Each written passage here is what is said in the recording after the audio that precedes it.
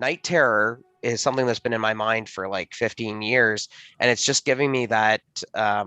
Basically, I went through like a really crappy situation with my work. I was working doing collections, but I had already I worked with a gentleman named Wyatt Lamoureux. He's a wonderful actor as well. He's worked with Kat and Michael also there. And I've been working bartending with him part time, and that was great. And then I lost that, right? Where I could go in and like we would work our shifts and of course we'd bust our asses, Yeah. but then we would sit and we'd chat about movies and writing and like so even when we weren't writing, like that was just like feeding my energy. So I also felt like when the COVID lockdown hit, like it kind of cut that off for me. So I had that like real return of energy that I haven't had in years. Yeah. And I felt like okay, that was gone. And then basically one of my buddies just built a recording studio in his detached garage Oh, awesome. pre-COVID. So it was like, yeah, it was finished like October of 2019, I want to say. But it's this great little spot. And he's the guy that actually did the cinematography on Night Terror, my buddy Colin. Colin. Yeah, Colin. Yeah. Yeah. And so he's like a good friend of mine. And when I was like, hey, I want to go through and make my movie, he's like, hell yeah, like let's do it. He was the first one to really get behind me making a movie. And like growing up, I don't know about you, but I was always pushed to, doctor, lawyer, businessman, like something like, six figures, got to Yeah. go for it. And so like, because I'm 35 now, it was not even an option to go for like film work and stuff like that. So he was one of the first ones to really get behind me.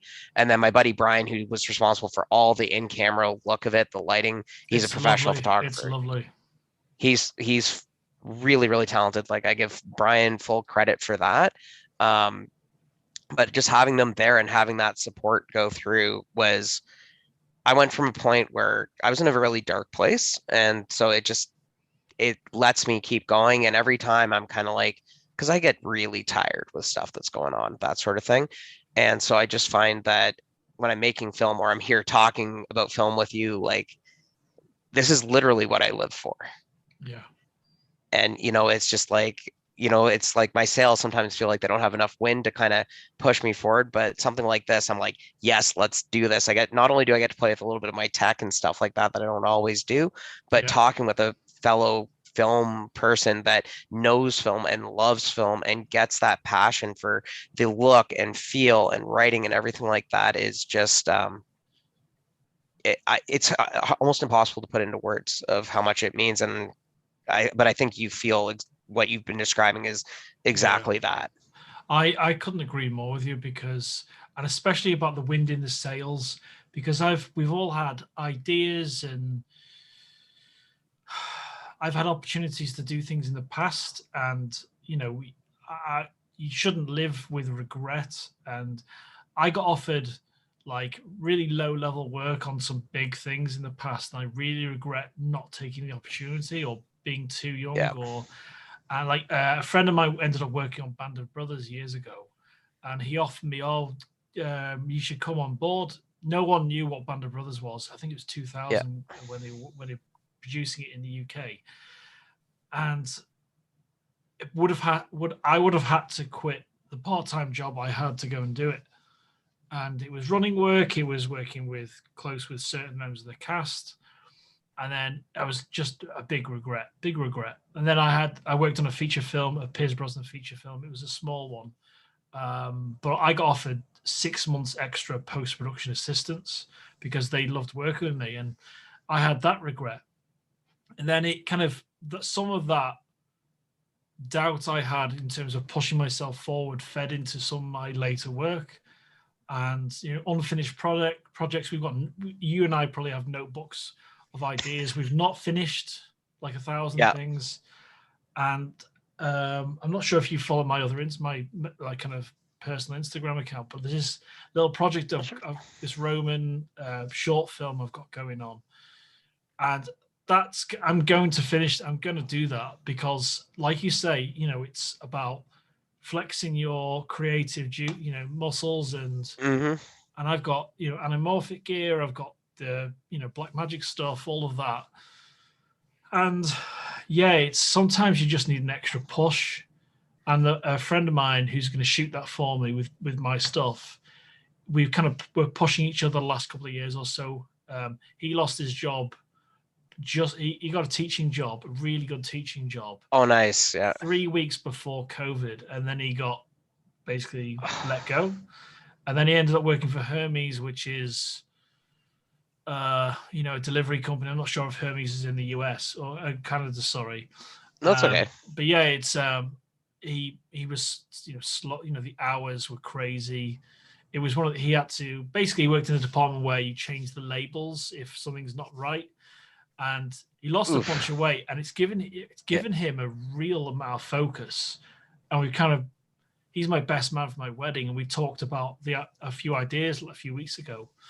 And yeah, it's kind of got me jazzed for that. And starting the festival has given me focus on my own stuff as well.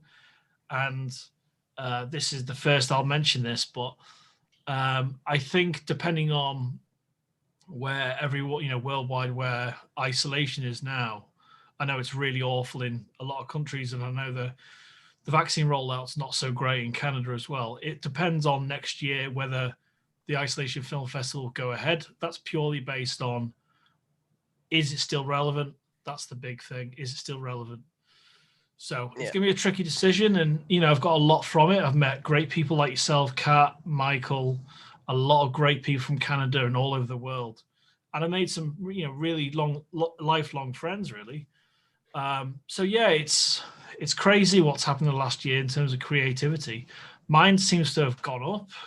And at the start of it in March last year, I thought it'd be the other way. I thought, I ended up working at home. I feel very lucky that I could work at home. Yeah. But yeah, I was all over the place initially, but I've been given more focus now. And some of the ideas are kind of getting to a point now where I can actually do these things, and I've got the time to do it. I know I can do it. Yeah. So it's like peaks and troughs with whether short films work out or not. Because you doubt yourself so much, don't you? Oh my God. Like that. See, that's one of the things. I remember talking with Michael Chan, actually. One of the first Michael's times. a wonderful guy. Oh, he's like, I absolutely love him and his wife. They're just beautiful people, and like really talented actor and like legitimately a good dude. But it was just after he had just put out The Only Asian. Amazing. Which I was just like, I watch it and I'm like, okay, I know I'm doing this like 48-hour film festival thing with you in like 2 weeks. So I just liked it on his Facebook. I'm like, but I'm like, I need to pull him aside and just be like, dude. So I pulled him aside. I'm just like, I want you to know, like, I saw that. And this was before he started entering film festivals, like the first draft. I'm like, I absolutely loved it, like, adored it. I thought it was such a good job. And it was an interesting conversation because he's like, thank you. That means a lot to me because I have all this doubt and like I never thought, I could do this. And I'm just like, man, that sounds like me, but you're super talented. Like this piece is just a beautiful work. And it's just got that little, like, it's really funny, but it's also very poignant and hard hitting and topical with that. And I just think that balance is so hard to hit, but we all have those doubts. And that's where I really found that hit for me as well, because I second guess myself all the time. Like I just wrote a script for Steve Kassan and Katisha Shah, hoping to do it. It's still like, it was only my second draft, so I still need to go through it a few more times. But, they went through and I got, one of them liked in the chat, but they didn't offer any feedback. I'm like, oh my God, they hated it. It must be terrible. And I'm like, okay, it's probably not that bad. Am I saying it's perfect? No, but it'll go through. And other things though will push it, because you did the Hellbound Film Festival as well, right? Yeah. So that was kind of the point where I started. I was just starting to get involved with some other local film people and that sort of thing, talking with Kat Shaw, and I was like, okay, so I want to do something. Can I write a part for you? She's like, absolutely. I'm like, okay, what do you want to play? And so she's like, think about like the worst thing you can think of. So I thought about the absolute worst thing I could think of. How dark did your mind go? Mother murdering her son. So like dark. And I was just like, you know what? Fuck it. I'm just going to make it really dark, really bad. And I wrote through it, and she's like, oh, I loved it. Cause like it was super dark. And then we had other people come on board, like guy that just graduated from the director's program at Toronto Film School. So like Oh wow. really good. He's coming on to direct it. The biggest hang up right now is because Kat and Michael are union because they're damn good actors. Actra is just a nightmare to kind of get through. But that script went from something where I'm like, okay, this is horrific, nobody wants to see it, to okay, I think this is like honestly the best thing, at least to this point, that I've ever written. And we were hoping to get it shot for Hellbound, but it's still in hiatus because we're trying to work around Actra, and that Yeah. becomes So complicated. is that something that you can elevate the script so union actors can see it? How do you get it? How do you get it to union actors? How does that work? That literally, most of that is Cat, to be honest with you. And that's kind of ballooned out.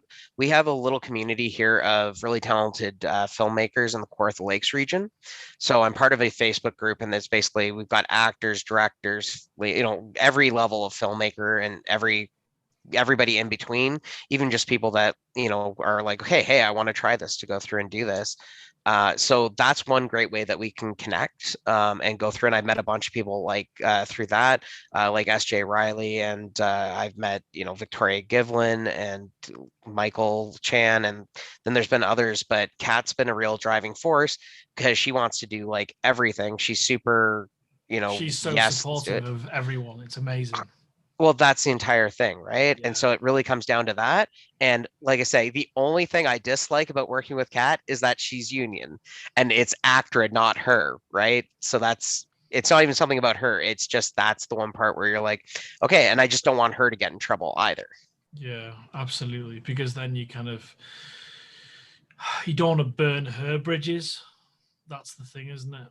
Well, that's exactly it. I mean, I don't know about you, but I'm assuming you're probably the same way. Like, I'd love to pay everybody, like $2,000 a day and do that sort of thing. But it's like when I'm making a movie, man, I have like $500 to like feed everybody, and like that's it. All other than that, it's what I have, or like one or two little pieces of equipment, and so it's just one of those things. But they're always like, she's always willing to work with me on things, and we're always looking for ways to work out funding and that sort of stuff as well. That's pretty awesome. And do you see that? Is that going to be possible? That short film? I sometimes I lose hope, but we still end up touching base about it because we know, because this is something where even back in like September, we got together on a patio, and there's like 8 of us that hey, we're gonna go do it. Rhonda Mori Costin is a wonderful special effects artist. Like, she just did Making Monsters, and she's like, yeah, hell yeah, I'm in it to do it. I did change the script around so it's not as heinous as just a mother murdering the son. But people do die in it, and but it's more of a psychological, her kind of going through the ringer type of thing. Yeah. Um, but no, I definitely want to get that done. I just know that like Kat's got a lot of projects. This Sunday we're going to shoot like a local theater troupe. Oh, awesome. Yeah, they they did a video thing, and I'm just like, I turned on the thing and I'm like, oh my God, your skin, you are white. Like, it's just Yeah, burning overexposed out. to. Yeah. Yeah, I'm just like, okay, all right, cool. Like, we'll go through. So you're the kind of person. I think we're very similar in one way, where you can see how you can elevate someone's content and video, and even just with some simple advice, you kind Yeah. of like. I'm the kind of person that the Roman short film I'm doing is actually a promotional tool for this company that run this um, huge piece of land that's got this kind of Roman structures built, and there's been a lot of investment in it, and they're shifting land. It's a big thing, and I said, I'll do it completely for nothing, as long as I get the short film out of it, because I can actually tailor the end so it's more of a promotional tool or a short film. And I looked at their previous content. They're called Roman Tours of Chester, but obviously that's changed quite a lot now. And when I saw their previous content, I don't want to name names, but I knew who's involved. It was Yeah. all shot in wides. You know, because you've got we're a very similar age. I'm a couple of years older. Yeah. But you know, when you see a holiday photo of someone and the other person's standing 50 yards away from them and you can't see the person, that's not the kind of photo I take. And the content they had produced, I knew I could create something better. And when I showed them the storyboards, which are in that book, Yeah. they were really happy. We shot a test, and it's all shot in anamorphics in 240x1. I was so happy with it, and they were happy with it. And they've got all the costumes. They've got 2 horses they can use. They've got a boat, and it was like, oh my god! And they were like, yeah, you can use all of that, and it's not going to cost you anything. Like, holy shit! There's a massive opportunity here, not just to make a small thing. There's a huge opportunity with relatively no cost to make something special for them and for me, the short film. Yeah. And when you go and see a theatre troupe, you know what you're going to be able to get. You know how it's going to look good for your reel, but you know you're going to create something really awesome for them. Yeah. Well, and that's exactly it. So have they got? Did they already have video content out there online? Yeah, well, Kat sent me the one that they had. I don't think they released it anywhere. Like they also use the internal microphone off of their cameras, and I'm just like, oh, that is one thing that drives me nuts. The number of professional filmmakers that use the internal camera mics. I'm like, yeah, no, just like stop. But yeah, I use it for sync. That's the only thing I use it for is syncing. Exactly. But that's it. I always record on my internal mic, but that's never the audio that you hear in the final piece. That's always recorded on an external microphone, even if that's just a boom mic. But like yourself, it just makes syncing and post so much easier to record on the internal mic and then put like, recordings from my Zoom recorder or things like that just right over top of it. Absolutely. So are you gonna get them to do a piece on stage, and then are they gonna be lit by spots? What's your kind of? They're gonna. I'm going to let them just kind of use the house lights just because I honestly think that their lights are going to be better. But then because I actually know what I'm doing with ISOs, my main shooting rig is a C100. So it's got a native ISO of like 800. So it's an extremely bright camera anyways. But I think I've got a 32 stop ND filter, like up to 32 stop ND filter built into the camera itself. Nice, yeah. Might be ND 16, but either way, I can at least put on the ND filters, make sure it's there, tell them, okay, you know what? Great, we have these lights, like let's bring them down, that sort of thing.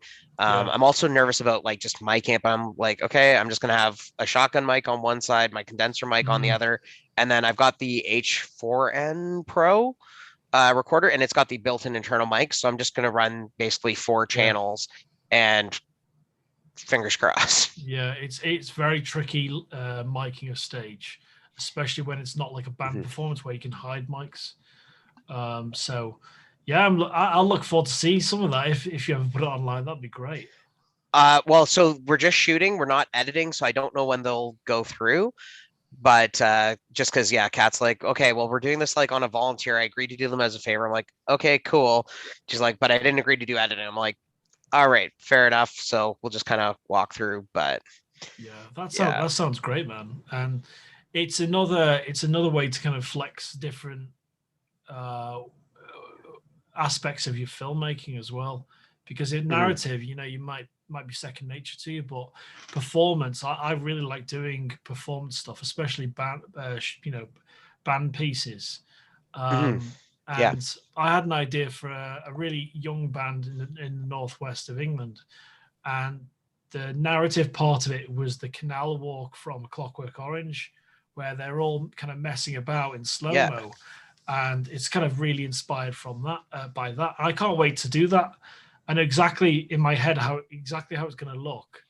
And yeah, it's one thing I've realized in the last few years, especially in the last year or so when I'm working on my own stuff, is storyboarding for me works for me really, really well. And then it's a really nice jumping off point when you get inspired on set as well, on location.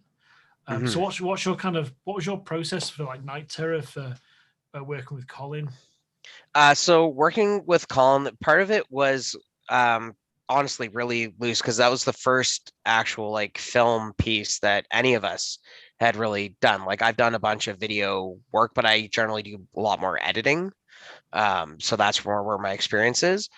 For us, I'm like, okay, I know what what we want. And then, I wanted to make sure we had side shots. Part of the thing was too that we built that room. Like that room was empty before we did anything. There's no window on that side. We built the window. It's a cardboard box with lights and that sort of thing. So we had to work out the angles once we had everything kind of built. But I knew, okay, I want to shoot stuff kind of low angle, having one where and Colin was like, oh, I just got this, this gimbal and it can do this full 360 rotation. Sort of like, okay, we want to get that in.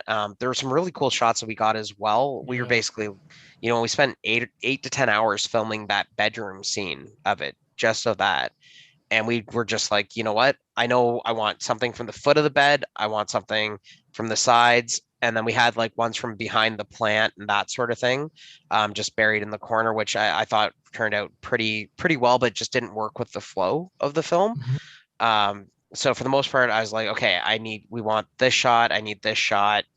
We're going to go through. I want these kind of angles. And I try to stick to like 3 angles kind of top so that I'm not having cameras go all over the place. But then we're also like, you know what? Let's try out a, few different things as we go. So I always have a loose storyboard in my head. My biggest thing is I think in pictures.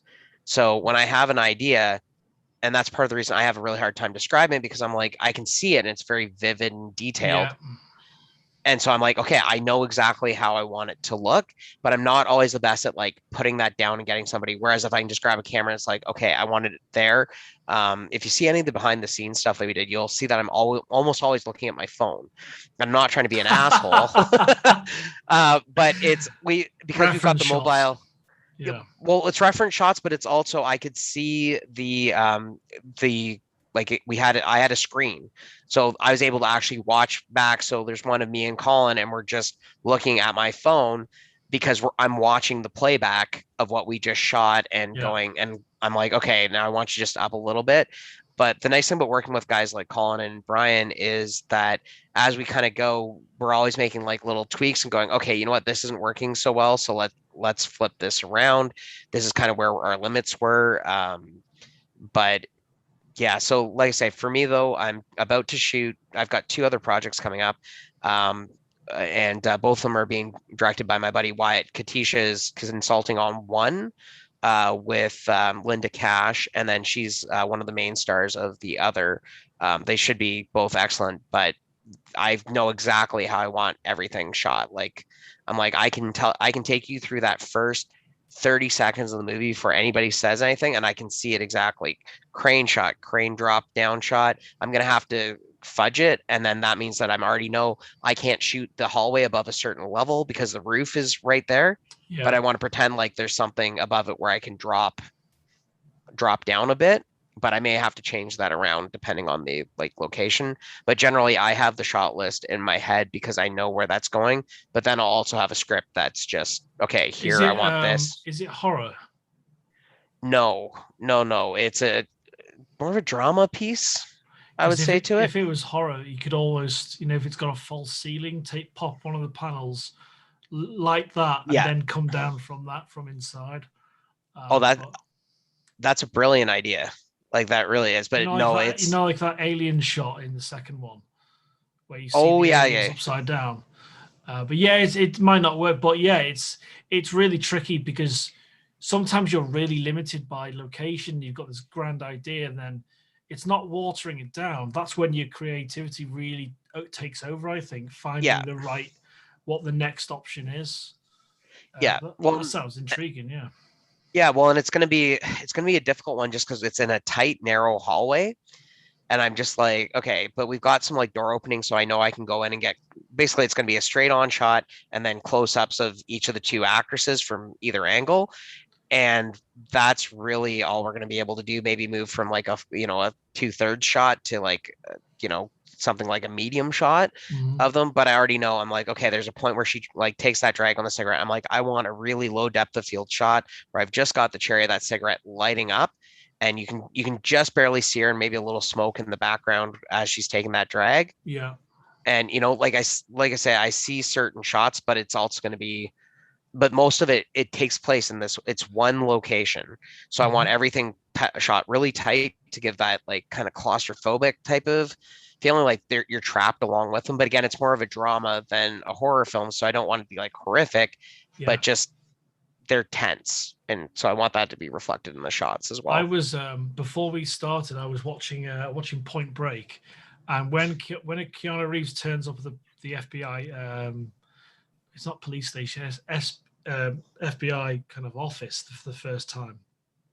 Everything's really tight around him. I love the kind of the language of what's going on and how they use the camera. So yeah, it's super important, and I kind of like working with the limitations myself as well. So I think that something like a cigarette, the end of a cigarette could be, if you've got a macro function on a camera, that could maybe possibly work. Yeah. I've always wanted to try one of those. Is it? I don't know the brand. It starts with an L. It's that macro lens that's like this long. It's really thin. Oh, Um, I know which one you're talking about. Laoway or something like that. Yeah, it's really super thin, but it's like the ultra close-up shots that they get with them are Yeah, insane. I just want one. I'm going to use it once a year for one shot, Yeah, and it's really expensive. So because we all have those, we have exactly how we're going to use things, but it's going to yeah, cost you X amount of money to execute that idea. yeah. Well, and that's the thing. And I don't know about there, like rentals here for lenses are fairly impractical unless you go into Toronto Yeah. to me, which is a 2 hour drive each way from me. So, by the time I rent a lens for, 3 days, I'm probably looking 300 to 400 bucks. And I'm like, okay, but if the lens is going to cost me 1,000, it just makes more sense to, if I can, to spend 1,000 than, spending out 300 and then doing another 300 or 400 bucks. And then, because right there, that's, 2/3 of the lens cost, Yeah, right exactly, off. exactly. Yeah. And That's one of the reasons that I bought Anamorphot 52 times so I could shoot and get those, because I wanted the kind of slightly old 70s, 80s look to what I wanted to produce. And, a 40 mil lens really is a 20 mil as well, with mhm, the way it works. So I've almost looked at doing any of this content with an anamorphic system, but then I'm like, no, it doesn't work. It looks ridiculous. You'll see the flaws in this room. Um, yeah. but when you get those opportunities to use the gear, to use gimbals and cranes and all sorts, and execute the kind of shot you're looking for, it's a great feeling, isn't it? Oh, it's amazing. Like Night Terror really came out of my head and onto the screen. There are little things that I would have probably changed, but we didn't have a lot of options to go back and reshoot just because of some other factors. But it was very, very close to what I wanted with it. And you just made me think of something. Did you end up watching The Lighthouse with Yeah. Oh my god, yeah. Robert Pattinson? I watched that with a buddy, and like I just the cinematography in that one, I'm like, the movie itself, I'm like, it is so weird and out there, but I kind of love that. But the cinematography on that thing, I was just blown away by it. And they had that old school look. And even as we were watching, I'm like, this looks like it was shot. Like there's elements It from looks like, like okay, this looks digital. 20s or 30s, some of it.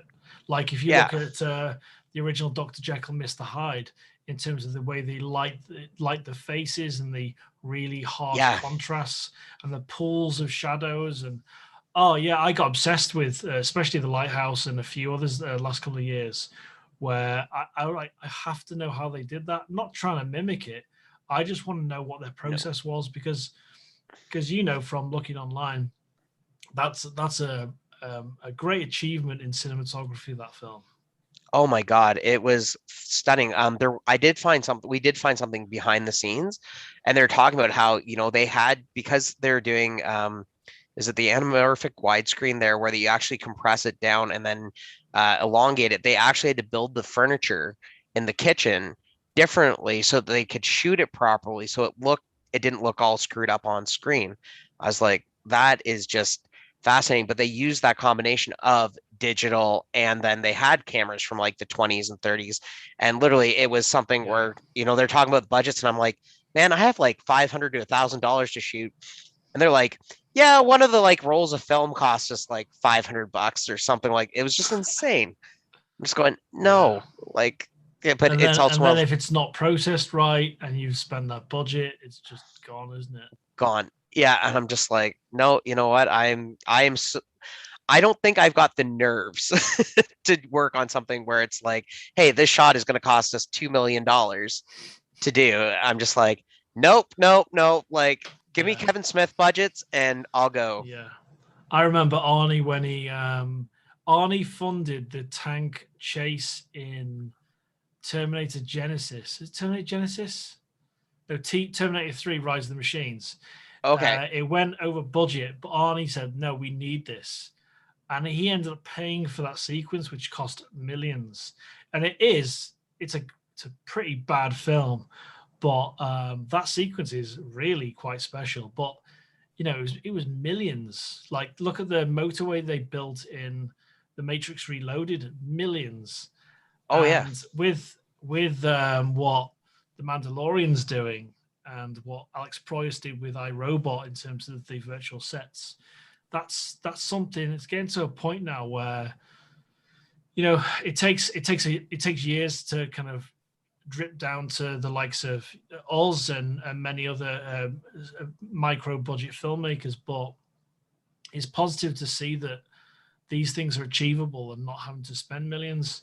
Like, I Mm-hmm. would love to shoot with real anamorphic lenses, but the rentals, like you're saying, it's the same here.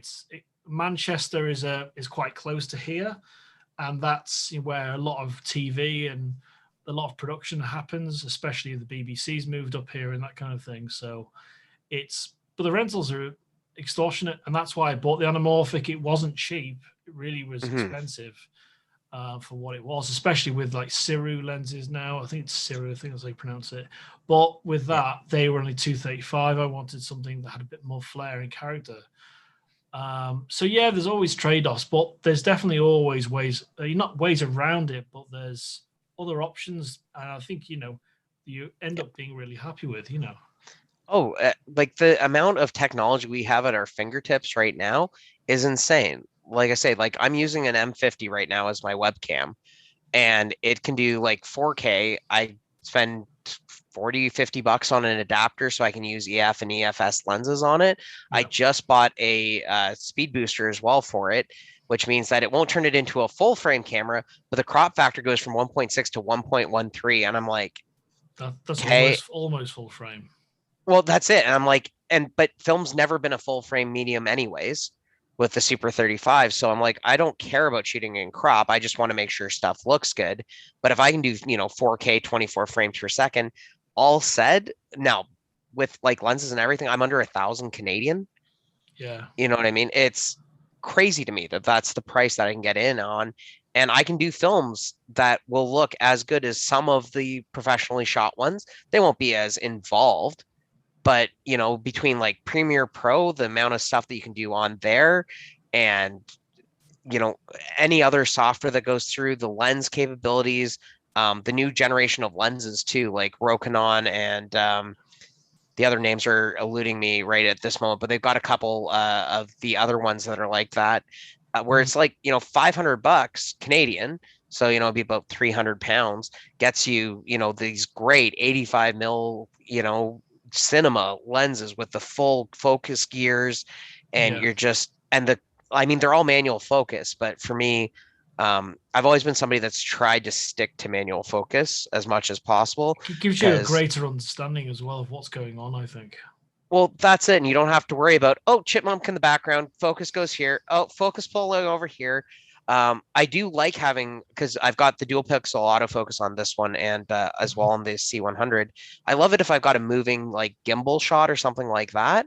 But even then, as long as I can like kind of rehearse it with the actors and go through, I would rather have a set focal, because then it's just, you just have to pace it properly and Yeah. you don't have those certain I find hiccups that what come. you can kind of ramp, not ramp into focus, but I like being able to pop in and out of focus and have it feels a lot more organic, doesn't it? Oh, 100%. I love a good focus pull too, where Yeah. you're just like, okay, we're having a conversation on two sides of the room, and you just you can have one person in focus, the other person out of focus, and maybe shift the focus between whoever's talking. But then maybe that last line is delivered with that person out of focus as they're kind of like leaving the room. It's just like I say, everything for me that I see on screen means something. So having that, ability to mess with depth of field and get those types of things are really important because it just adds that color clarity. And for me, when I put something onto screen, I'm trying to get as much information as possible into each of those. They say a picture's worth 1,000 words. I fully believe that. And we get 24 pictures a second Yeah. to work with. So, we're doing 24,000 words a second. Yeah, exactly. But yeah, it's definitely, I can see it's definitely a passion, and it's more than, it's the same for me, man. It's something I'll always continue to do, and I don't know at what level. Um, there's something in particular I want to ask you about. You were saying there was no windows in that room in Night Terror. Yes. So what was your? Because I shot something years ago, and I'll try and find it. I'll send you a link for it. It's called Hypnagogue. It's about like when you wake up and you're tense and you think there's like a weight on your Yeah. body. It's a short film I did a few years ago, and the blind shot. The shot of the blinds that are kind of streaming across the back Yeah. wall. How did you? What was your kind of little? What was the setup for that? So that was Brian's idea to get through. I'm like, okay, I know we need to do it. So there's a small, it's basically we're in a basement. So Mhm. there was a small window, like it would have been like that big, but not enough that you would have been able to get that. And I really wanted that moonlight to kind of be coming in.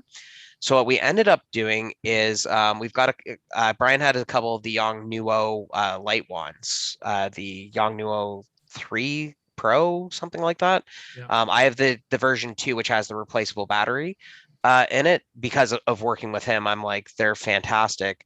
But what we did was we took a cardboard box just with the open face here. We cut little holes in it, ran the 2 light bars through it, and then we put a pair of Venetian blinds in front of it, and then just made sure that we could angle it right so that light was coming in, and we just made sure that it was always that, just keep the light source in that Yeah. same single place. Because the key thing with that, it's almost like a dream sequence in itself, and you just need to give an impression of a window.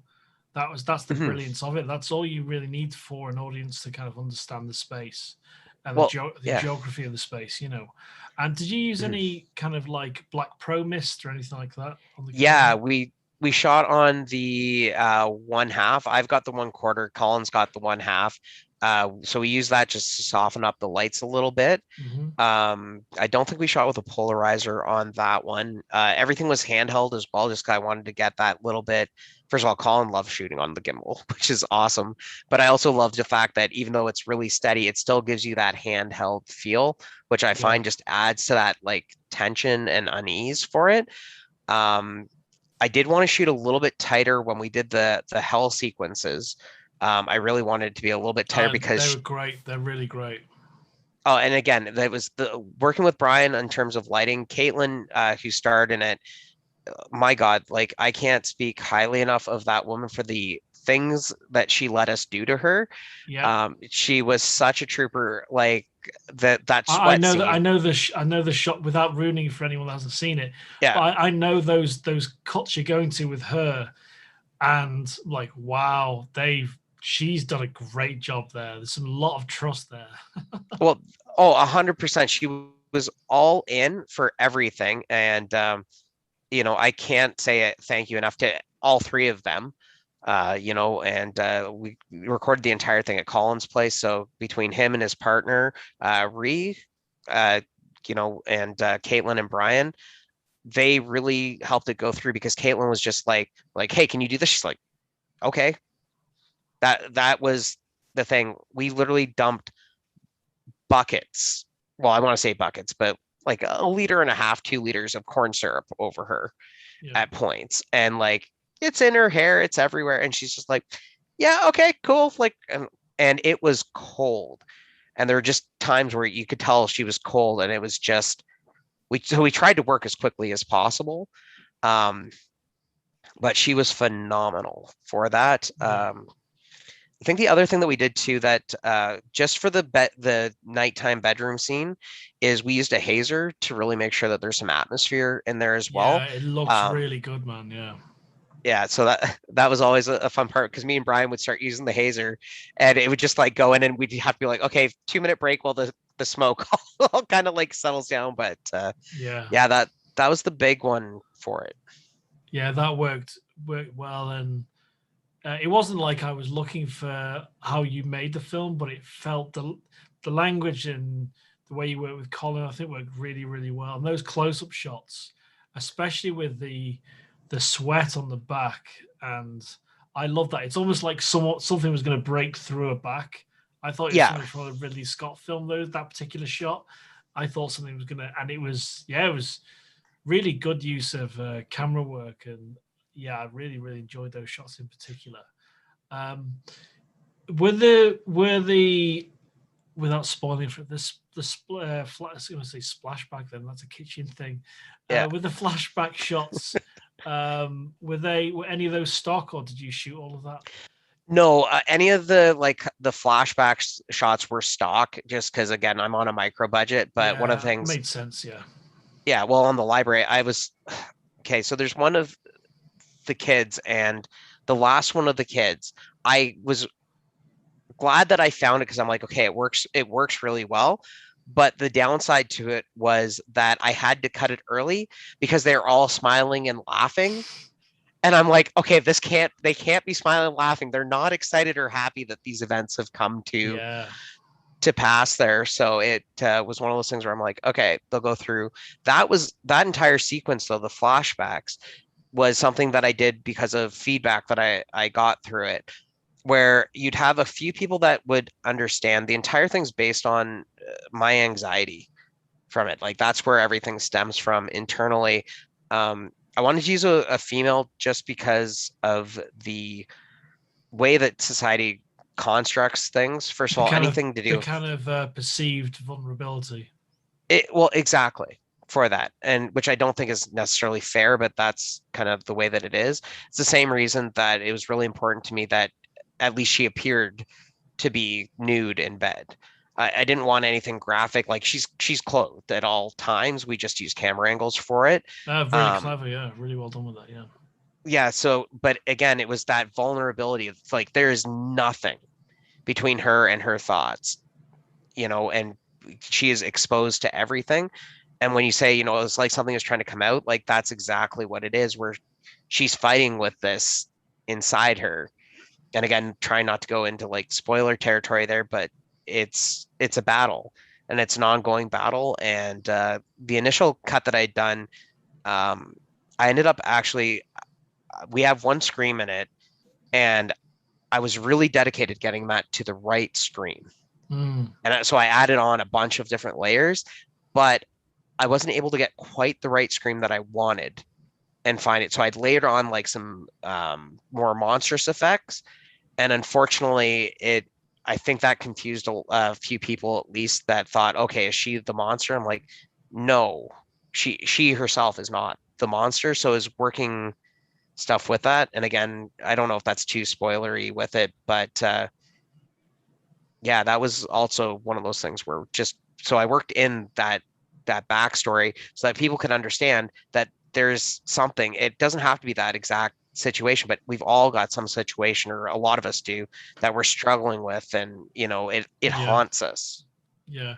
I think you all as a team, and I think it worked really well. I really enjoyed it, and I think everyone else that sees it, because I think you might know that on the 26th of June, that's when we're showcasing all the official selections. So anyone that's been officially selected, and we're posting more of those little videos, the little montage videos, um, when I got the time to post them, because you know what it's like with work and everything else. Yeah, So, but yeah, it's a play. It was a like when I put your clip together, I almost wanted to show the whole sequence, and it was really difficult because the editing's really good. It really, really is, especially that sequence in particular. And yeah, it was really fun to do because that's half the fun of curating really interesting content is you get to see some brilliant stuff, and you never want to kind of pull something apart or put two or three things together and it not look good. And don't want to ever misrepresent the film. So yeah, I think you did a sterling job, and it was, yeah, I think you're showing your strengths, especially the trusting Colin you had with your editing skills as well. It's all evident in the film. And it's going to be fun. It's the most difficult thing I have to do in the next few weeks when I have to put the showcase order together, because I can't put something called, I don't. There's a film about ducks, animated ducks. It's really simple, but really well made. And then That I sounds don't brilliant. and then putting it against something that's really, really graphic. Like there's a few really graphic films. It's going to be really interesting to get that right. That balance. So Oh yeah. that editing process and the order, it's like an assembly edit, like a mega assembly edit, and that's going to be crazy. It's going to take some thinking time to do that, because the score, the amount of thinking time you spend on any project is crazy, isn't it? Oh my God, it was there. And first of all, I just want to say thank you very much for those compliments. They absolutely mean the world to me. So just wanted to start by Well deserved, thanking you mate. for Yeah. that. Mm-hmm. And I love the little teaser trailer that you put together with it. I thought you did such a great job of picking pieces. And I'm like, okay, I'm excited to be in the festival, but I'm excited to attend and watch all these films. Like you're like this animated duck thing. Like, oh, it's kind of simple. I'm like, it sounds great. Like, Yeah. let's get that stuff in. And I showed Flo a short film and yesterday. I might show you one of them in a sec, because that's the only time we showed. Some of the films obviously already available on YouTube, that kind of thing, but I kind of like keeping it. Oh, we're not going to show everything together. It's more about the collective thing. mhm. So I might show you one of them in a sec. We showed Flo this film called The Thread, and it was about this thread this guy finds in his jumper, and where it goes story wise, it's one location in front of a mirror in a bathroom, and it's just under 3 minutes, and it's really, in terms of shot selection, that was like, wow, the choices he made are really, really great. And I would say the same thing. I would say the same thing about almost every film we've received. We've actually had to reject some because they broke certain rules that we didn't like and where they went, and we'll never kind of publicize what they were, just out of Of respect for the course. filmmakers as well. And one of the rules was we didn't want vertical videos, because we had some last year. And for me, I know, like, you've got like Zack Schneider and his, cropping a square in 133 by 1 or whatever. It was really difficult decision in some ways, because that's where there's a lot of good experimental films that are that aspect ratio, but I thought, I just can't accept that. It's just, for me, in terms of standards, I can't accept that. So yeah, there were some decisions we had to make, and yeah, it's really good fun putting this together. It really, really is. And would you be looking to submit to Hellbound this year if you make something? Oh, hell yes, to that. Like I said, that was a big driving factor, is just knowing that that was out there. Yeah. I'm actually, like I said, I'm filming something, like Kat and I are working together on that theater project this weekend, and it's something I want to bring up with her to just talk about and see what we can do to get it made. Yeah. She's already put in a tremendous amount of work. Like the crew that we've got together for that, and we're hitting the right time of year. So it's just, by the time we got stuff kind of ready to go, it hit a point here where it's too cold to go through. It's too cold for the equipment. It's too cold for people, Yeah. and just in general. But we've got great location scouting already done. So I'm really hopeful that we can have that one uh, done and up. I don't have too many other horror films in the pipeline right now. But that being said, if we can't get that done, I would like to get something put together. Yeah. Even if it's like I said to you, I think a few days ago, about we're really happy to put behind the scenes photos together and publicize and support filmmakers that way as well. And we did that with a French film crew, and they were making 6 films together as a collective. and I think they're all going to end up submitting. So we've had one submission from that group already, and the rest are going to submit as well. But yeah, we're happy to support content in many ways. Like even today with Henry Tran and Nightingale, you might know. I'm not sure if you know those guys from Canada, but they were talking about they worked on a project that's on billboards in Toronto as well about anxiety and mental health and how important it is to be aware of your own state of mind, especially the last year. And I said to Henry, "Yeah, I'm. Can I post this? I'm really happy to repost it. It's not about the festival. It's more. This is more important. So yeah, if there's ever anything you want myself to support, I'm very happy to do that. Especially for horror. that's my job, as you can tell by these things here. So, well, which is and that's awesome. But I think that's what initially drew me to horror as a kid, anyways, was it was that mental health aspect, because for me, there's a lot of things like, I've got a bad case of anxiety and some, mild depressive disorder, etc., and some other stuff. But that idea of horror where, either somebody comes out of it, they struggle, they go through, and then they come out. But I also like the ones that don't necessarily end well. Like one of my favorites is House of a Thousand Corpses. I absolutely love how Zombie shot that kind of like almost 70s, I don't want to call it like a snuff film, but they had those ones like, I Spit on Your Grave and things like that. I just love them because they're different, they're out there, and again, has this visceral energy, doesn't it? Oh, completely. And for me, it helps me to feed like my mental and my mental energy and get me into a better state, which may seem counterintuitive to people that don't get horror films. But it's just something about it where you're just like, okay, this is absolutely amazing. I just love the fact that it's there. I love a film that can scare the pants off me, which has been very, very rare. But I'd much rather have something that doesn't scare the pants off of me, but has an interesting story than a lot of the cliched ones, though, that we get to, where I'm just like, if it's a bad B movie, I'm all for it. But when it's just like, it's missing something in that story. Yeah, I think I totally agree with that. And I just remember I went to see a film called About Schmidt with Jack Nicholson. And the opening scene, he loses his wife, and it's about the road trip. And the scene where he loses his wife, it really like blew the doors open to my own mortality at that point, and that terrified the shit out of me. And we always have peaks and troughs. And there's a really great. I think it's a really great. I really enjoyed this film, but in Star Trek Generations, where Malcolm McDowell's character Picard are talking about death being a companion or death being a predator. It's that understanding that and trying finding a zen place with that is if you do that early enough, I think you can have a healthier and brighter life, and you're happier. When I saw that film, that opening, was like, holy shit, that person's on his fucking own now. That's more scary to me than so many other things, I agree 100%. Because it's so difficult, especially in horror, to really affect me, because you and I both understand how production works.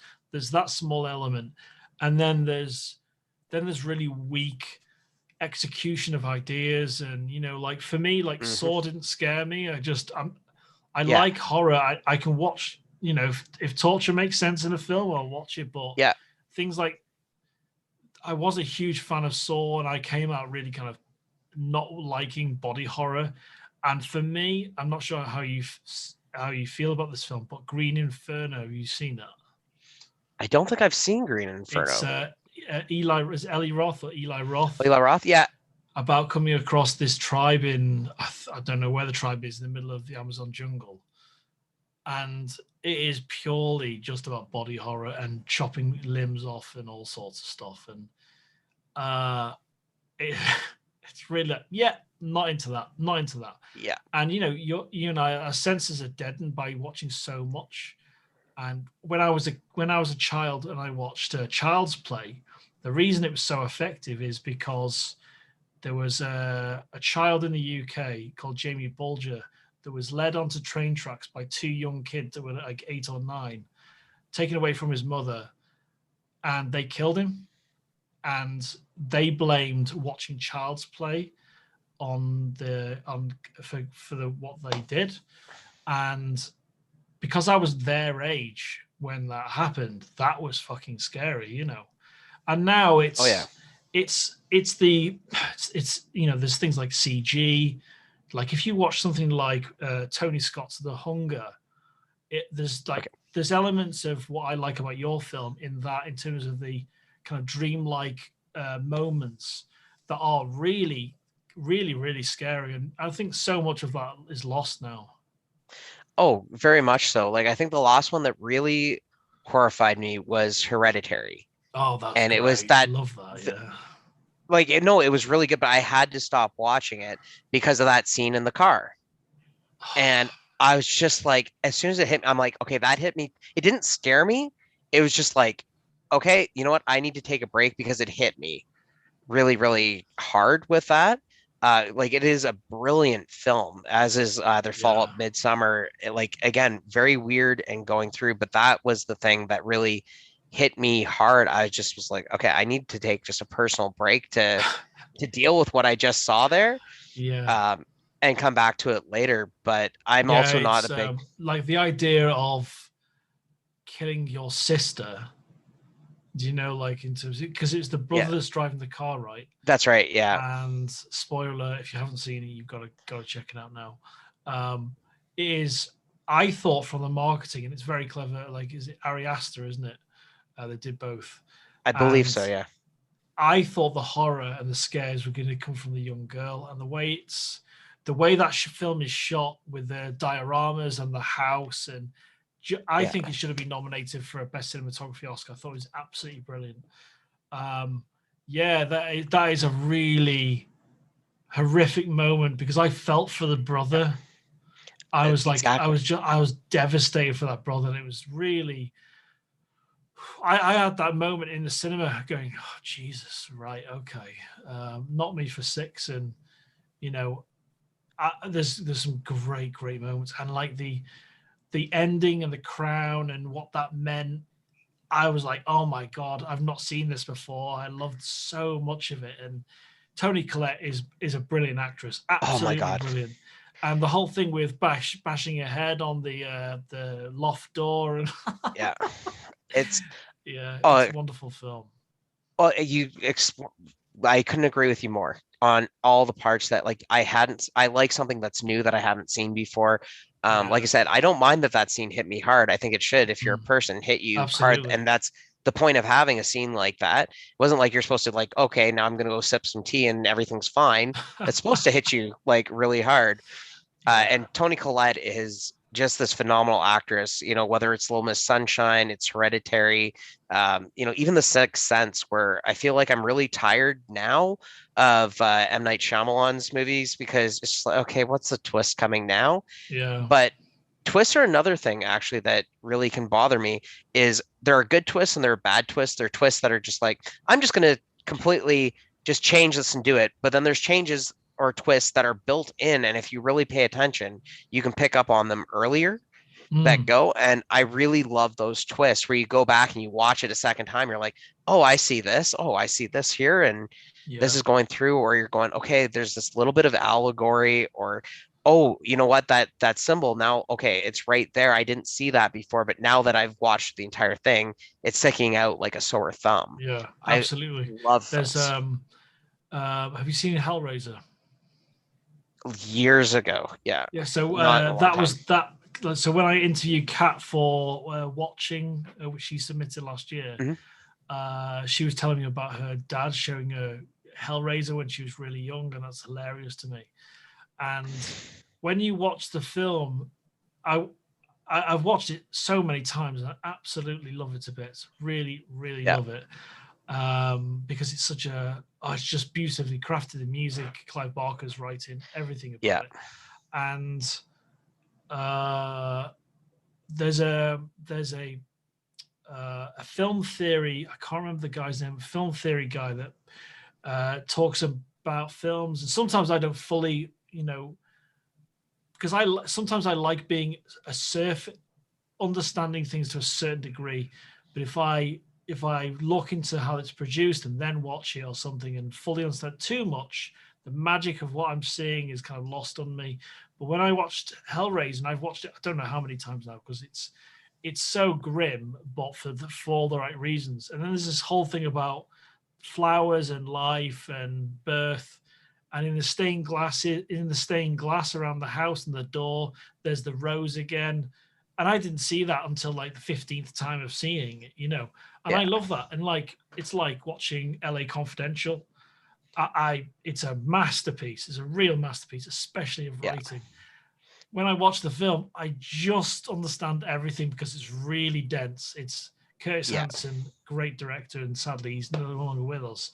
But a brilliant, brilliant movie, and it's so well written.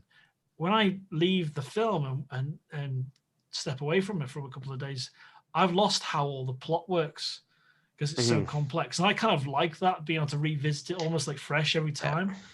And be it sometimes tropes of horror that are too predictable, like you see a close-up of something that is going to be used as a weapon later on. There's like Hereditary is super clever in many ways and has, like you say, such a fresh idea. And like what crowning the devil effectively. And I thought, wow. And when you understand the film and enjoy, I was like, yeah, this is hitting every button in my brain I want to see. Yeah. But yeah, it's I get really exhausted when you watch a bad film and it's been recommended or something. Yeah. All too many. Yeah, like the worst offender, but it's a documentary series, and it was so bad. I never normally post anything. I'm really kind of too opinionated on Facebook because I use Facebook and everything for my promotion of the festivals. Same, that's all I ever use it for, because my opinions differ from others, and we all do. Even if you're left leaning, right leaning, whatever it is, I hate the kind of vitriol and the rhetoric that goes towards your own opinion. Yep. So I use it for that, and it was the fucking Cecil Hotel series on Netflix. And it was, some people loved it, and it was about this famous hotel in LA that. Oh yeah, I've seen it. Like I've seen it advertised on there. Just John, do not watch it. It's so bad, and they go over the same details in all the episodes, and it's a really short story, stretched. And I felt like, yeah, Netflix have taken the piss the way you've marketed it. They've got great content. They've got Nightcrawler. With Jake Gyllenhaal, right? No, the documentary series about that serial killer, Night Stalker. Oh, Night Stalker. Yeah, okay. That's amazing, and the scale of the murders and everything is fascinating, really fascinating. But then they marketed the Cecil Hotel show the same way. I thought, yeah, this is going to be another great Netflix hit documentary series, and I was so pissed off. I was really pissed off with it. And it's the same thing with horror. Like, I'm very dubious of Netflix horrors and how they even shows that they end shows far too early, they extend shows far too long. Yeah, and I don't know how they process that. Obviously, it's viewing figures. That's all they ever care about. It's got to be something. Yeah. Well, and I know the same way. I haven't been able to finish the second season. Like, they did Altered Carbon. Yeah. And I absolutely love that. Like the Blade Runner aesthetics that went through for it. Yeah. And there's another one. It's a full film, and it's evading my mind right now. It had Sacha Baron Cohen in it and a few other guys about this trial of this group of five. Chicago 5. The Chicago 5. Yeah. Yeah, which I was like, I watched through that. I'm like, that was but fucking brilliant film. I was like, this was great. It got everything in. Yeah. Then I started trying to watch a shorter series on it has John Leguizamo. It's about a couple of younger African-American boys who get caught in Central Park, and a woman gets raped, and because they were in the vicinity, they're like going through. And I just got to a point where I'm like, I can't watch this anymore. The amount of lens flaring and just the way that it's shot, and like I can see every camera wobble, and I'm like overproduced as well. Yeah, and I'm just like, this is like it's just you can pick it up. Like let's just go through. But I find that's the thing right now is that when you get business involved in art, Yeah. right? Yeah. I think that it's hard and it's a hard balance, right? Because you need the business to pay for the art, Mm-hmm. but then you get something like Game of Thrones, which I thought had 4 great seasons, and then 2 more seasons that were stretched over like three and a Yeah. half to 4. I'm just like, okay, like let's do something more with it. Whereas something like The Witcher, I'm just like I'm gnawing at the bit to see more of that because I just loved how they did it, the cinematography, Yeah. acting. Henry Oh, Cavill for me should be in everything. yeah, it's like I love him to bits, and he should be James Bond. I don't think he will be, but I think he should be. oh, And if not, how do you get somebody better looking than that? yeah, More British, and he's also a gigantic nerd, which for me yeah, also puts him just over that I've seen line. that, I've seen that video of him putting his PC together.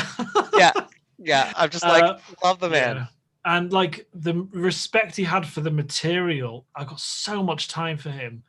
And Yeah, you see some actors that go into projects and it's just a paycheck, but that the way he was really in it, and it was not bullshit in any way. Like you yeah. see a lot of actors that say, "Yeah, I was into the comics years ago." It's the kind of surface information they give that's just passable for kind of Jimmy Kimmel or whatever. And then Yeah. you got Cavill talking about The Witcher, and he plays those games. Oh, He does. 100%. So yeah, I really Yeah. enjoyed that first season, and like what they did with the witch and how she transformed in the because she was all like Yeah. disfigured. I thought it was brilliant, and I think the casting and production was great. The one thing I sometimes I get really disappointed with Netflix. I love Netflix, right? I've Yeah. been involved since the DVDs and since before the dawn of time. But then when shows get cancelled early, and I'll give you the finest example for me. I love Stranger Things. I think Yeah. most of us love Stranger Things. And where the fuck's the next season? Where is that? Um, it was the OA. I don't know if you saw the OA, and it's a brilliant, brilliant original idea, and it's a work of art. Jason Isaacs is an evil bastard in it, and it's about it's about religion. It's about all sorts of stuff. And the head of production, a new production at Netflix, said she's seen this story arc of 5 seasons, and she loves it, thinks it's brilliant. And they cancelled it after 2. And the Oh end of the no. second season is a masterpiece of cliffhanger.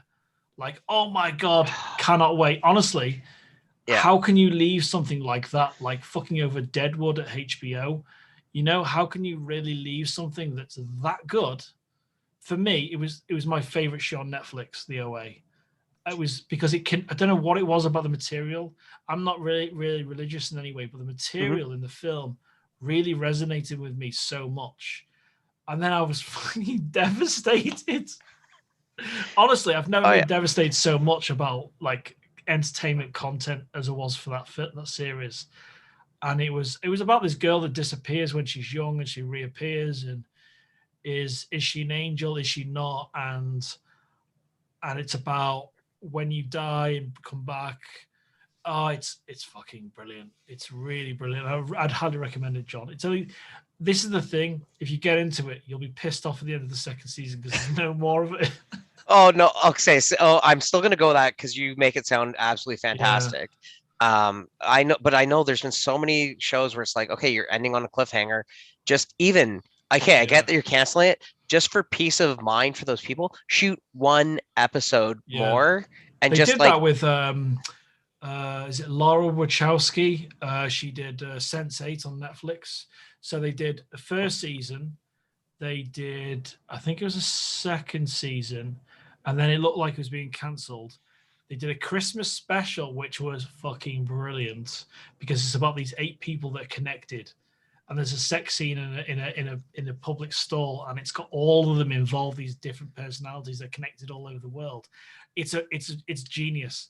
And then they did a 2 hour. They finished the show, and I was like, yes, well done, Netflix. You've done the right thing. You've done what HBO did years after with a Deadwood movie. Now you've really done that really well.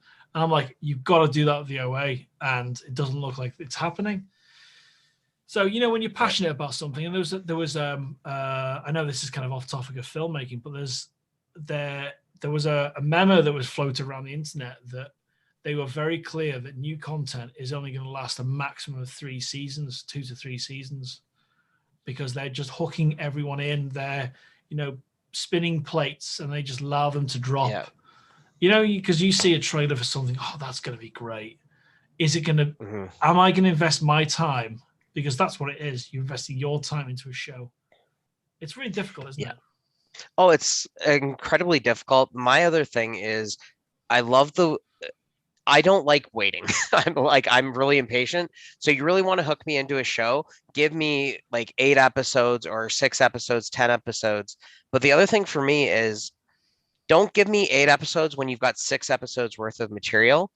Give me the 6 good episodes. I'd rather have 6 really great quality episodes than even 12 of something that's it's not great. And again, I get you've got to fill some stuff in there because of the economics of it, but it always makes me sad that Netflix is almost picking up everything now. And then it's just okay, then we're just kind of going through, and it's like you say, it's like that shotgun, shoot the shotgun, see what sticks. And even then it's just kind of going, okay, it's just weird. Like I find my biggest issue with Netflix is and it's the same thing with a lot of different things now, is I just don't know which ones are going to be really good quality out there and which ones are just going to be a waste of my time, which ones are going to have me, absolutely hooked and going, and which ones that are just like, okay, I'm not even going to worry about it. But yeah, it's been one of those funny things. Nice thing that we've been able to see here, because how do I put it? Canadian film has a certain look and feel to it, has for a long time. Porky's was a massive exception in the 80s to it. It did not look like a Canadian film. You're like, okay, it looks shitty, but it doesn't look exactly like Canadian film. Canadian films, if you've ever gone through, and I grew up on a lot of these, they have a certain look and feel. The dubbing's always slightly off, so you're not sure if it was originally filmed in French and then dubbed over, or just shot in English really poorly. Right. And the colors are always a little bit yellow and orange, and I'm partially colorblind, and I can tell that they're yellow and orange, that sort of thing. But they're these wonderful, like, great like little films that are just there to be there.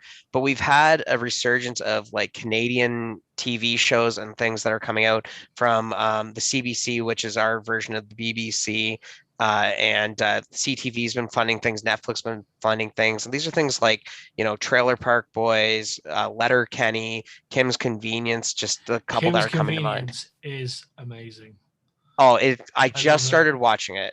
I'm literally just through the first season, and there's been times where I'm like, I'm not gonna lie, man. I've had a few tears, man. Like, they leave you laughing and crying. I'm just like, so well acted. It's well shot and just well put together. And so for me to see that type of stuff coming out of Canada right now, it's always been a big thing, because previous to that, we were just animation. Like, so many Saturday morning cartoons were made in Toronto, or things like Fraggle Rock, or US productions that were shot up here.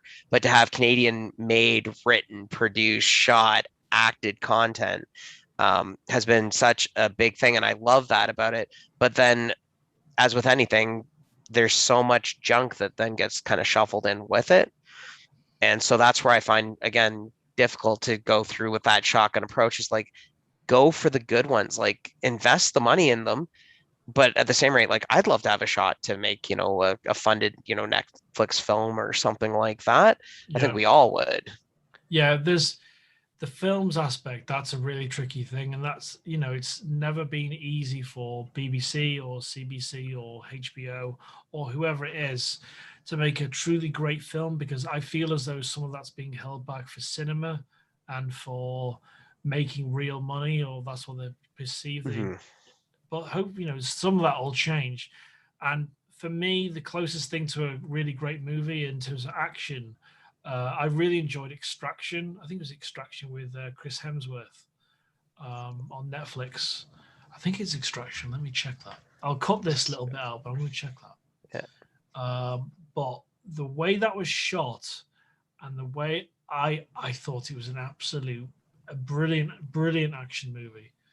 And I was so surprised. And I really like Chris Hemsworth. Yeah, Extraction. Yeah. Yeah. And then Yeah. it looks like they're making a sequel to it. I'm like, yeah, fantastic, bring it on. But then the quality control bureau of Netflix really fails sometimes. It really does. Mm-hmm.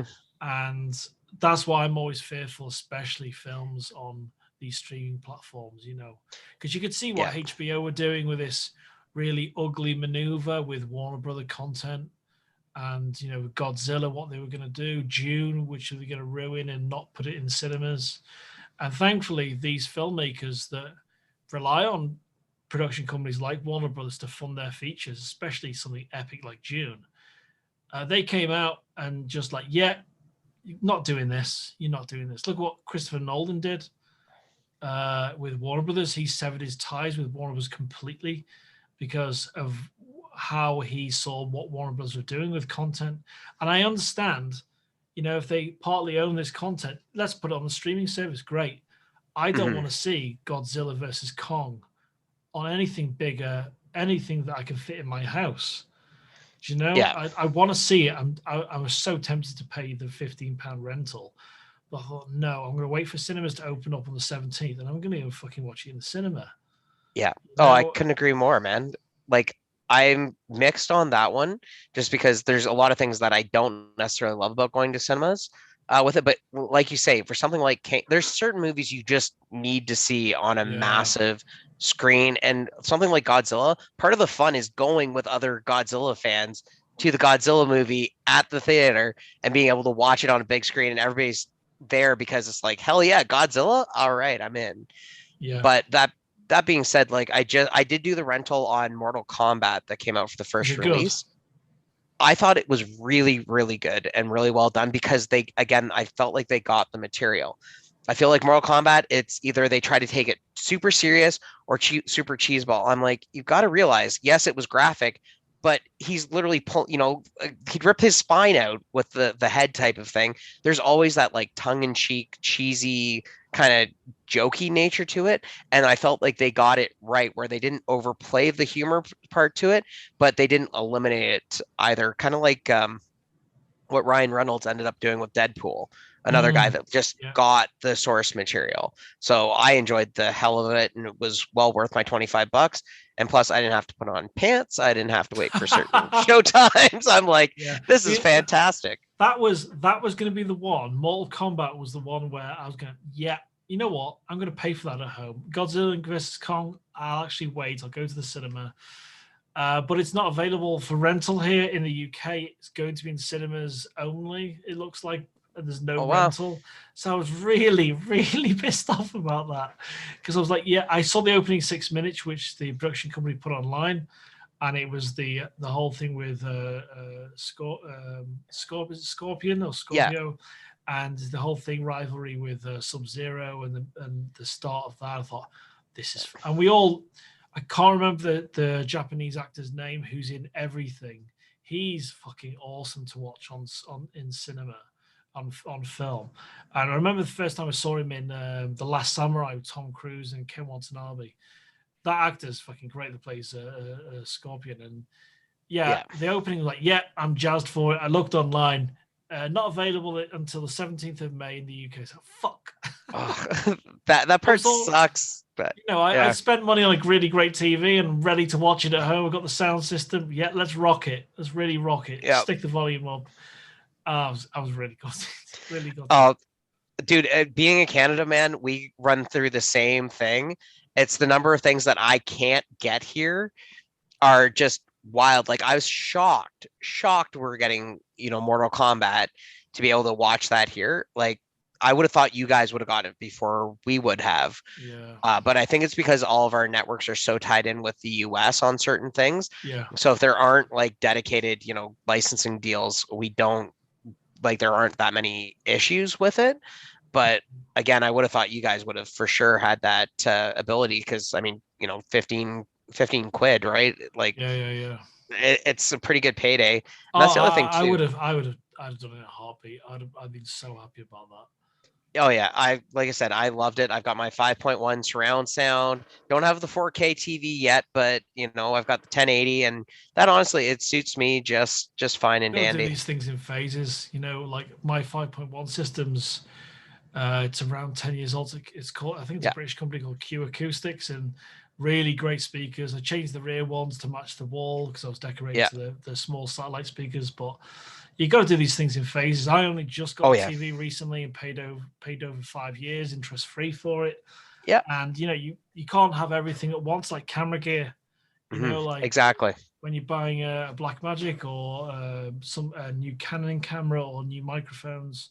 Like I got a Godox light here, and I didn't get that for years. I really wanted a Godox light and like the copy of the apertures, and I got some smaller apertures in here, and I got Yeah, the accent, not the accent bulb, the aperture bulb above me, just behind. yeah. And you can't have everything at once. So when you get that 4K TV, it's going to be amazing. Oh, it'll absolutely be fantastic. I do the Yeah. same thing. Like my 5.1 surround sound system, I ended up buying used on Kijiji because I just got some guy was like, "Oh, my girlfriend won't let me have it anymore because it's too loud." I'm like, "Okay, hell yeah, good mission speakers and things like that." Awesome. So I'm Yeah. just like, "Okay, I'm just gonna go for it." And I just find that right now I'd rather take 500 to $1,000 and invest it into new lenses, new gear. I saw your messages on was it your Switch? Yeah, I'm selling off like Yeah. I don't play my Switch anymore, man. Like I don't have time and I'd rather use that. I'm starting up a live streaming setup as well Oh, to awesome. go through. So just investing in, like a laptop and video switcher, that sort of thing. Now that one's What kind of thing are you gonna be streaming? mainly for it, it's going to be musicians for it, live acts. Again, my buddy Colin, he has this great location. It's got some very, very cool vibey things. He calls it the Paradise Garage, and people come over and they are like, "Oh, it's actually in a garage." But it's That's this awesome. great Yeah. little thing. So I'm going to partner with him to do some live streaming that way. We're hoping to get some grants. Same thing with Market Hall Performing Arts Center here. We've got a few projects hopefully coming up. We've got grant applications in, but I was like, okay, you know what? I just got to bite the bullet. And then I was like, okay, I'm not using this stuff. Let me go through. And so had my streaming set up here, and I'm like, okay, now it's just going to go up a little bit. But again, it's a lot of it is because I have most of the equipment that I need already. It's like 3 to 4 grand to just kind of get it up to where Yeah. you need it to be. What's your kind of what's on the top three things that you would love to have? Not necessarily need, because I need like a boom pole. I need sensible stuff, which I don't like Yeah, buying, but like internal storage for my PC. I know yeah, I need a better storage because I've got to max things out for all these festivals. yeah. So what's on your kind of top three hit list? Ooh, that is such a good question for it. Um, I definitely want to go for an H8 portable recorder. I've Yeah, got the H4N, awesome. but Yeah, that thing is just it's a oh, beast. It's it's a like beast. it's Yeah. like it's a Zoom on steroids. Steroids. It's insane. I'm just like, okay, I'll probably never use all the inputs, but I want the option to be able to do them. For music, that would be it's a game changer. It really is. It's Oh yeah. micro studio, really, isn't it? Well, that's exactly it because everything connects through USB. You don't need another audio input for it. The only thing with it, and I would have to look into it, the H4 doesn't do balanced inputs in. So I'm not sure if you'd need something for that or not. But Mm. regardless, um, that would be one of them just because I love really good quality audio. Same thing like my computer setup. I've got two studio quality monitors in my room. I've got a mixer board just for sound in here because it's just very important to me to have really good quality sound. So that's always one of those Absolutely, things. because that's Yeah, something. Sound is when you start off or when you start doing film. Sound. A lot of people leave it in the background, don't yeah, they? They leave it. They let it go. yeah, When you realize, because you probably realized this years ago, as well as myself, that if you put the effort in for sound, it elevates your production massively, yeah. Oh, massively. hugely. Um, it's the funniest thing because all the video, if you watch anybody that's been successful in film, first thing they say, most important thing about video is audio. yeah. Tell that to Christopher Nolan and Tenet. Have you seen Tenet? I It has haven't yet. got No. the worst audio mix you have ever seen, and he's been asked No. about it. And the audio, the post production, he got interviewed about it, and it's happened before.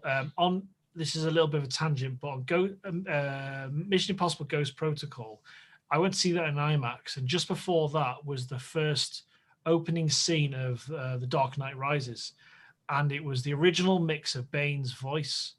And if you've not heard it, listen to it on YouTube. You cannot fucking hear what Bane says. You really can't. Oh. And Christopher Nolan, loved it. And I thought, is there something wrong with this mix? And it's not. And it's only because of that feedback and that shot being released on with Ghost Protocol that it got changed. You cannot understand what he's saying. And the same thing happens with Tenet. And he tries to say it's part of the narrative, and the fact you cannot hear what they're saying, it's not a creative. I honestly don't believe it's a creative choice. I think it's really poor judgment on the mix, because you've got dialogue important, and the mix is so loud. Like I like loud. You know what I mean? I love loud. Yeah. But seriously, it's one of the worst mixed films I've ever heard. And I was so surprised. I watch it on IMAX. Like you and I, we go and see a Christopher Nolan film because it's a Christopher Nolan film. Oh yeah. You know, he's equivalent to the next Ridley Scott kind of thing in terms of scale and grandeur and all that. And it was the most disappointed I've been in going to the cinema in years. I came out of that and I thought the action, the whole thing about going back in, physically, because you've seen the trailer, and I was like, I was so close to hating the film. Honestly, I was so surprised. And that's the thing with audio. I really couldn't forgive the film, and I was really passionate. Yeah. When you a casual cinema viewer, you go with them, and we get really passionate about an aspect of a film, and they don't understand why you're so angry about it. This film cost like $300 million, and you can't get the fucking audio right. Right. Yeah. I was so pissed off. And if you elevate your audio, just to take it back to what we're talking about, if you elevate it, it makes your film sing. It really does. Oh, 100%, man. And it makes all the difference. One of my favorite things is I love audio equipment. So for me, a Sennheiser 416 is always going to be high up on my list, just because I don't have anything quite that nice in terms of shotgun mics. Yeah. But I wouldn't put that on my wish list. That's going to be something that I'm just going to have to bite the bullet and get eventually. I think Rode's got one though that's now taking over for it. But it's one of those things where it's, one of my first purchases was to make sure I got a shotgun microphone. I started with the Zoom, again, like pieces, but it has the built-in microphones. It's not completely ideal, but for a couple condenser microphones, it's a hell of a lot better than anything you're going to get on camera for it. Same thing with like the M50. When I bought it, I got the entire rig with it because it came with 32 gig SD card, where I'm like, but you can never have too many SD cards. But it came with I'm like, I carry like 10 around with me at any time.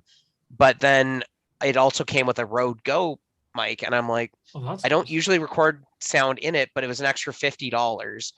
So I was just like, you know what? I'm just going to bite the bullet and put that in there. So now I've got better onboard audio, but I just know I'd be upset with it if I didn't. Like better onboard audio.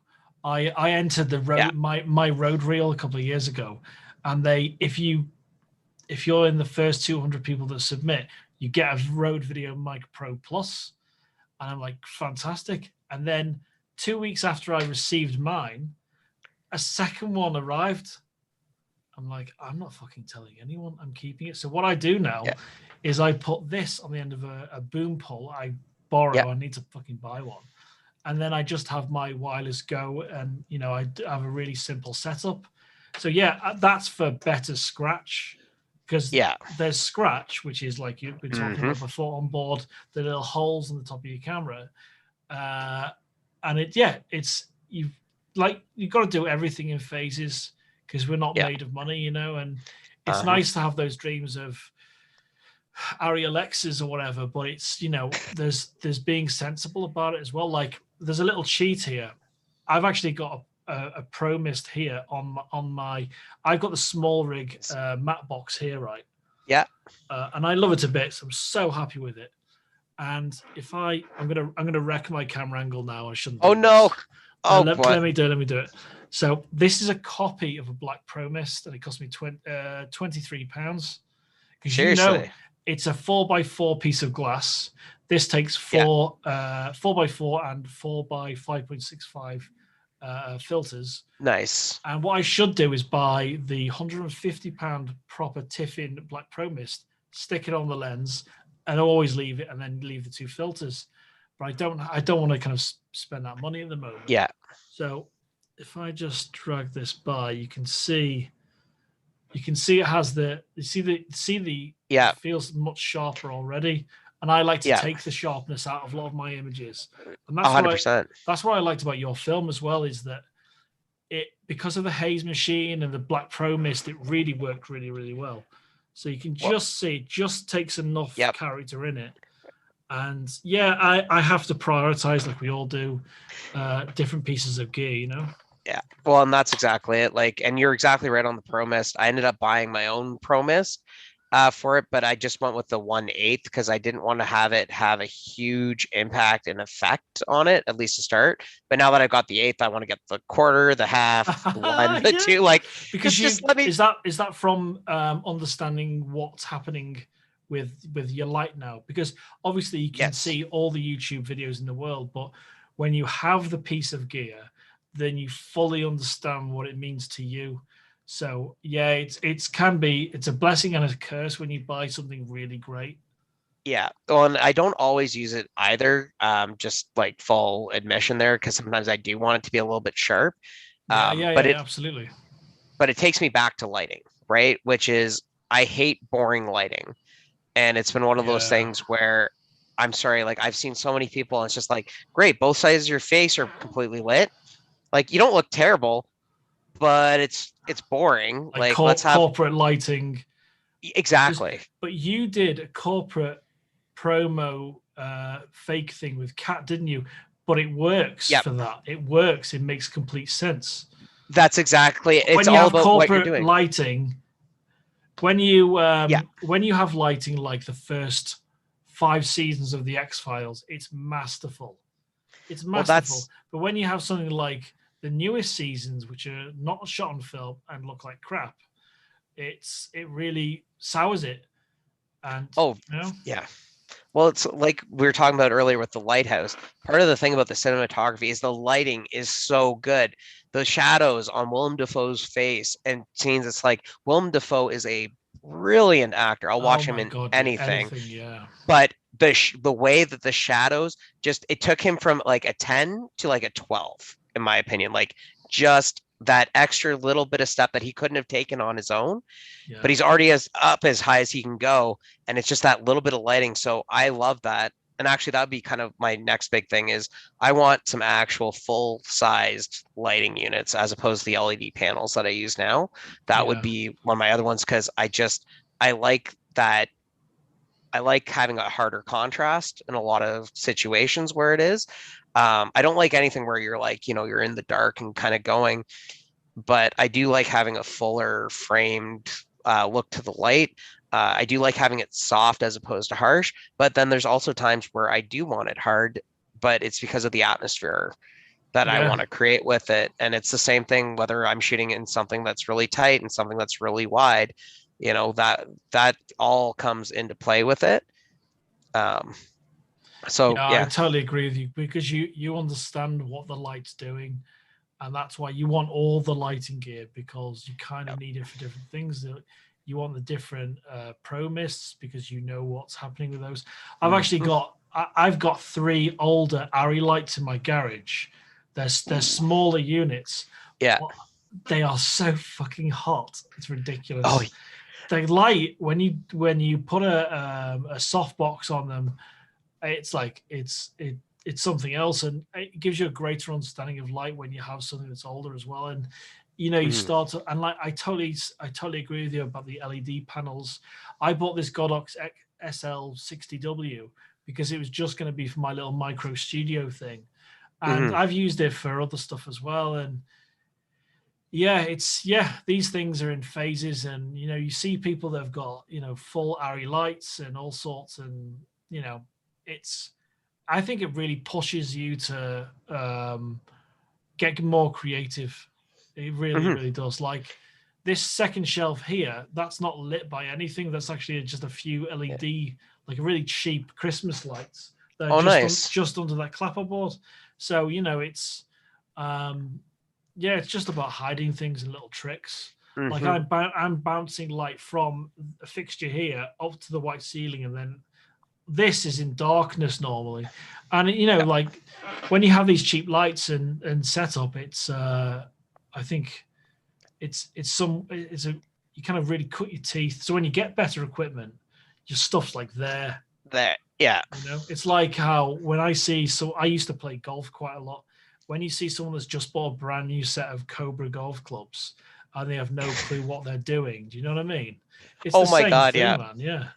Oh, it's 100%. I was talking with a musician friend because I have a big passion for musicians. That's why a lot of like the streaming stuff and like music videos, that sort of thing that I really want to do. But I was talking with this musician, and she's like, "Okay, I've done some music videos, and I watched one of them. I'm like, this is absolutely garbage." Showed me the second one. I'm like, "Oh, your videographer is actually really good here." She's like, "Oh, really?" I'm like, "Yeah, you see how he played with like the lighting and stuff on your face?" She's like, yeah, I was thinking about buying the one of the red kimonos, is it? Komodo, The yeah, like yeah. Komodos, and they're the $6,000 camera, but I'm like, you understand that that's a $6,000 body, right? And then you need the Yeah. lenses, which are probably 10 to 25 grand. Then you need memory cards, but you can't just get Yeah. memory cards. You have to get red memory cards, which are Send them that link to that Linus Tech Tips video. oh God, yeah. Well, that's the entire thing. I'm like, okay, what you need to do if you want to shoot your own stuff first, use your phone, buy some lights. You can get Yeah. them for like $200 or $300 now, and you'll got a full set of three lights. You'll get your key light, you've got your fill, you've even got the background lighting. Actually, it's interesting. Originally, when I shot Night Terror, I wanted to have an image of her walking out the door completely backlit, so that she was just in shadow going out to show that she's going out kind of hidden. Didn't end up shooting it through just because of shooting difficulties with it. The the sun ended up kind of overcast, so we couldn't get enough light with it. But that's always something that comes into my mind is I can see some of the shadows. I can see where I want lighting to be already, and where we can get something that's going to be more interesting as opposed to something that's going to be a little bit more boring, honestly, and Yeah. corporate, like you say. I don't like boring. I think that's my Yeah. biggest thing. I totally agree with you because when I started with my little setup, and this is like I spent time, not money, but time on sorting this room out and choosing the color and having a very accommodating partner who said, "Yeah, you can do what you want with the room. Fantastic. I'm going to paint it fucking blue." The carpet is like a purple slash blue because it reminds me of the cinema. So there's all these little things, and I was always pointing to this wall with my camera, which you may have Yeah, seen on previous content. I thought, no, I didn't want. I'm not going down a YouTube route, but I wanted to look how I want it to look, and yeah. spend the time with the practical lights and sticking things up on the wall and all that. And I want to enjoy the process as well. I don't want to ever have to think it's a chore. And I've Mhm. enjoyed lighting in the last few years more and more, Yeah. understanding it and practice. I think practice is key with lighting, especially. Oh, it's massive, and that's the other thing. So Jamie Oxenham is a local filmmaker here. Mhm. His eye for lighting is fantastic. He's very, if you just looked at him work, you'd be like, okay, he's very meticulous on what he does. But some people might think that's a little anal retentive. I'm like, no, but everything he shoots looks so good because of how well he lights everything. I love working with him just to learn a little bit more because, like you say, it's that learning experience. And it's not always from me doing the lighting, but it's seeing how he's doing it and then going, okay, I really like this aspect of it. So I'm going to take that. Didn't like this aspect. So I'm just going to leave that out. But now I'm going to add something else to this and just kind of try to just twist it a little bit and make it my Yeah. own. That's very true, man. I kind of, and if you can enjoy something that's really complicated to do, it's you're onto a good thing. Um, we're gonna kind of end it here. I could speak to you for hours, man. I'm I know, really, same here. and it's so simple to do. I've got a little dog that's gonna be screaming to go for a poo in a sec as well. So that's my little dog Frida. She's just through that door. Um, but yeah, it's an absolute pleasure to talk to you, John. Finally, sorry to kind Yeah. of the emails and all of that, Gmail, Hotmail nonsense and all that. So, yeah, and you may know this about Hellbound that's coming up in October. We're definitely doing Hellbound again.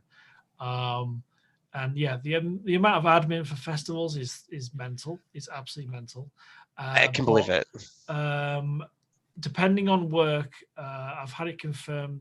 Obviously the judges might change, but we've got the chap. Oh my god, his name's. I'm going to put his name up on text now. The Jeffrey Reddick. I think it's Jeffrey Reddick. He created the Final Destination franchise.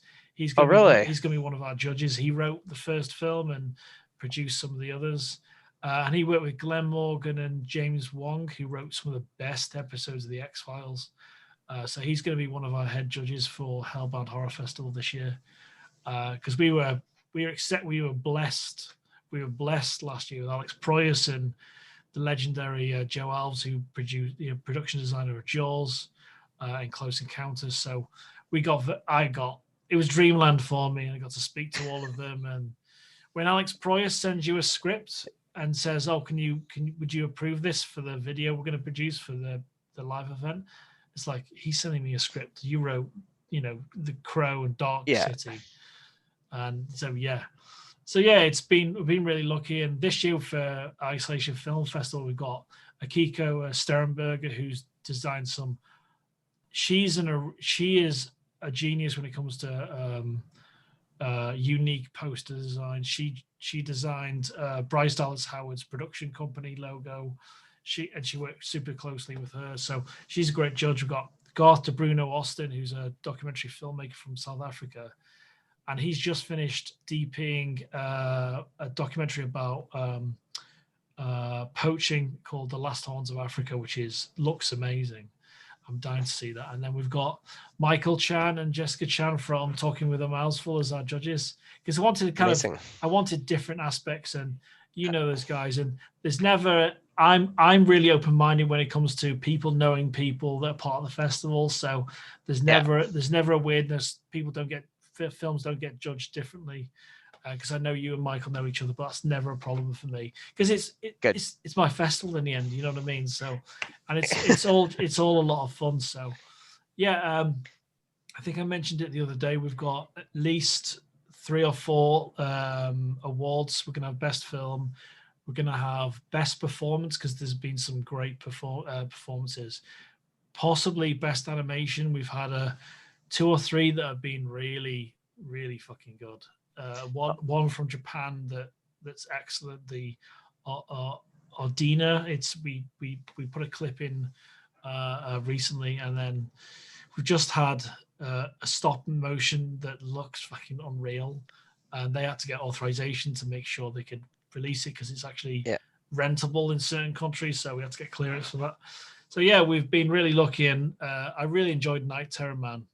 And I think you did a great job. And I think I've not seen too much of what you've done before, but I feel as though you're happy enough, and you see it as a stepping stone, and you're always improving. Would you say that's fair? Oh, absolutely, more than fair. I'm always striving for that. I always look for constructive criticism as well. I don't feel like filmmaking is a me process, it's a we process. So you Absolutely. need to get that thing in, because I'll take something one way, you might take it completely another way. My hope is that if you take it another way, you're still loving it or getting something out of it. I put myself into my films for that, but I think it's more important whatever you take out of it. I don't care if you take out a different meaning from what I intended.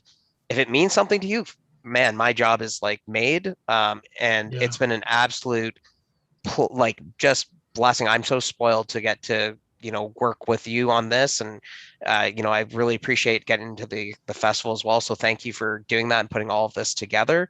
And I think you have a great judging panel. But that's the big thing, is always looking to improve and get feedback and go through. It doesn't mean that I always listen to all the feedback. I take Yeah, it in. absolutely. Yeah. And my dad always put it this way: take it all in, chew it up, and you swallow the meat and you spit out the bones.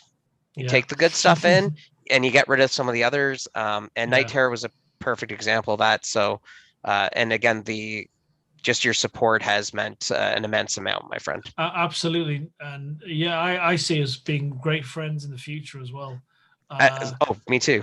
and yeah, I think Night Terrors, I really enjoyed it. I think there's so many aspects to it. I think the cinematography and I think it was really, really nice. And I like how you kind of approached me about it through Facebook as well, in terms of wanting feedback on certain aspects, because you can be really, as a filmmaker, we can be really closed-minded. This is what we want. Mm-hmm. This is my vision, and not being open to anything else. Unless Oh, very unless much. you're Stanley Kubrick. Stanley Kubrick had Yeah. a group of people he worked with, and he's the master. So Mm-hmm. Oh, of course he is. if you don't, yeah, and for me, my respect for him is just going through that for the last few years as I get older. Mm-hmm. But yeah, that we can talk about that until the cows come home, And yeah, I'd love to have you involved in the podcast. I'm gonna kind of mature and work out for Hellbound as well, and that's going to be more about talking about a single individual horror film, and then kind of going off on tangents as well. So yeah, Awesome. I'll definitely be keeping in touch, John, and I look forward to showcasing your film. And yeah, I'll put it alongside some sort of duck animation or something.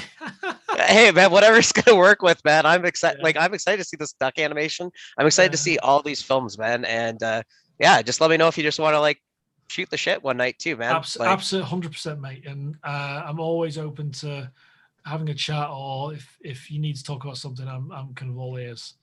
I And appreciate you, man. yeah, and yeah, any friend of Michael Chan or Katz is a friend of mine. So yeah, it's great. There's such a great kind of community that I've sensed from Mm-hmm. you and on Facebook, and it's really wonderful. And it just enhances creativity, and yeah, it's just a wonderful thing, man. Yeah. Well, and that's the entire thing, and we feed off of each other. Like, you need those people around you. I don't know about you. I've been around people that are just not creative, and it drains me. Yeah. Whereas when I'm with creative people, even if it's like, musicians or different artists, I just, it recharges me. Again, it's that wind in the sails, Yeah, much like, absolutely. talking to yourself.